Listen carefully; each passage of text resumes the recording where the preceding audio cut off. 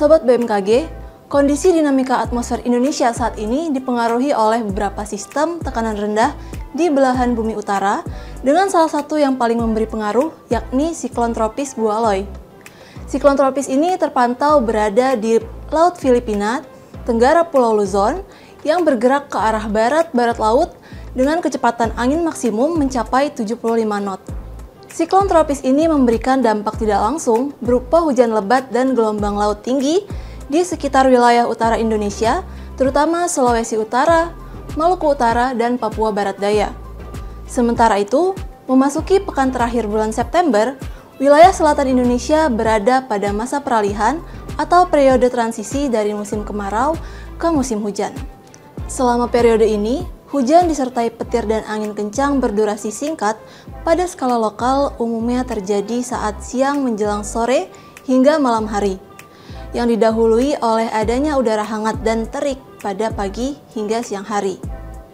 Selain itu, faktor dinamika atmosfer pada skala global, regional, dan lokal turut memberikan kontribusi terhadap cuaca di wilayah Indonesia hingga sepekan ke depan.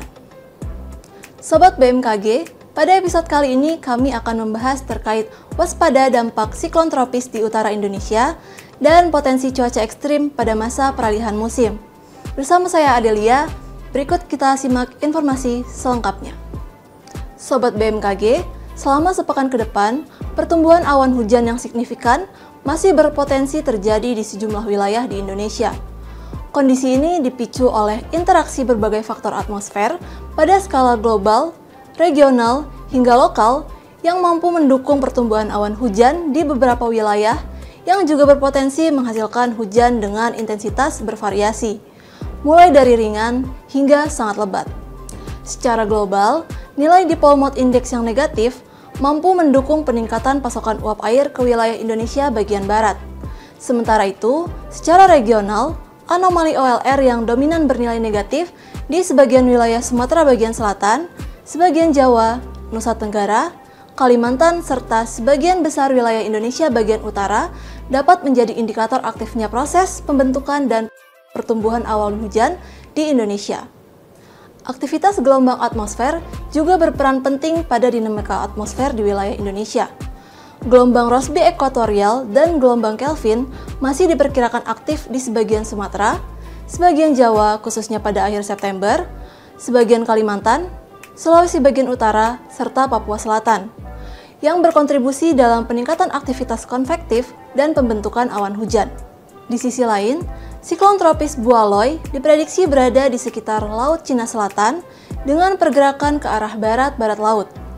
Siklon tropis tersebut membentuk daerah perlambatan kecepatan angin atau konvergensi dan pertemuan angin atau konfluensi di Laut Cina Selatan, perairan selatan Filipina, dan Samudra Pasifik Utara Maluku Utara hingga Papua. Siklon ini memberikan dampak tidak langsung berupa hujan dengan intensitas sedang hingga lebat di sejumlah wilayah di Sulawesi Utara, Maluku Utara, dan Papua Barat Daya. Faktor lain yang turut mempengaruhi adalah adanya daerah perlambatan dan pertemuan angin yang terpantau memanjang dari pesisir barat Bengkulu hingga barat Sumatera Barat, dari Laut Natuna Utara hingga Laut Cina Selatan, dari pesisir utara Jawa Timur hingga Jawa Tengah, dari pesisir timur Kalimantan Selatan hingga Kalimantan Utara, dari NTT hingga NTB, di Laut Banda, dari Laut Maluku hingga Gorontalo, dan dari Papua hingga Papua Barat Daya, Laut Andaman, Laut Halmahera, dan Samudra Pasifik Utara Papua. Kondisi tersebut mampu meningkatkan potensi pertumbuhan awan hujan di sekitar daerah perlambatan dan pertemuan angin tersebut. Kondisi atmosfer pada skala lokal juga mendukung peningkatan potensi hujan. Cuaca di Indonesia pada periode 26 hingga 28 September 2025 umumnya didominasi oleh kondisi berawan hingga hujan ringan. Namun, perlu diwaspadai adanya peningkatan hujan dengan intensitas sedang yang terjadi di sebagian besar Sumatera, sebagian Jawa dan NTB, sebagian besar Kalimantan, Sulawesi Tengah, Sulawesi Tenggara, Maluku Utara, dan sebagian besar Papua. Selain itu, hujan dengan intensitas lebat yang dapat disertai dengan kilat atau petir dan angin kencang dengan kategori tingkat peringatan dini siaga dapat terjadi di Sumatera Selatan, Jawa Barat, Nusa Tenggara Timur, Sulawesi Selatan, Sulawesi Barat, Maluku, dan Papua Pegunungan. Kemudian, terdapat potensi angin kencang di wilayah Aceh, Jakarta, Jawa Timur, NTB, NTT, Sulawesi Selatan, Maluku, dan juga Papua Selatan. Selanjutnya, cuaca di Indonesia pada periode 29 September hingga 2 Oktober 2025 umumnya didominasi berawan hingga hujan ringan. Namun perlu diwaspadai adanya peningkatan hujan dengan intensitas sedang yang terjadi di sebagian Sumatera, sebagian besar Jawa, sebagian Kalimantan, sebagian besar Sulawesi, Maluku Utara, dan Maluku, serta sebagian besar Papua.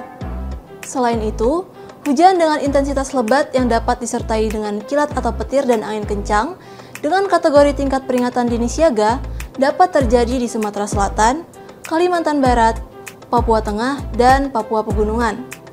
Kemudian terdapat potensi angin kencang di wilayah Aceh, Jakarta, Banten, dan juga Jawa Barat.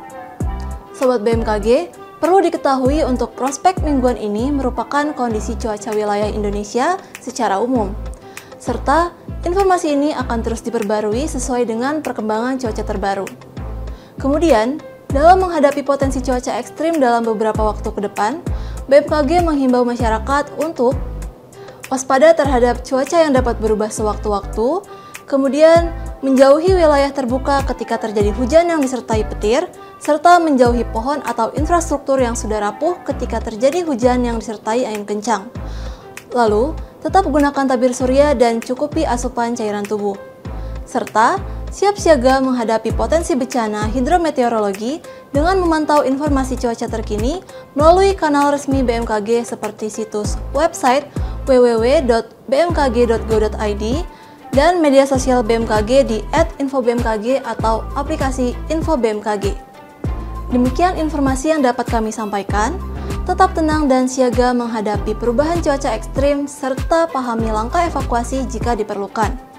Semoga bermanfaat dalam mendukung kelancaran aktivitas sobat sekalian dalam sepekan ke depan. Kenali cuaca dan lingkungan agar terhindar dari ancaman bencana hidrometeorologi. Terima kasih atas perhatian sobat sekalian dan sampai jumpa.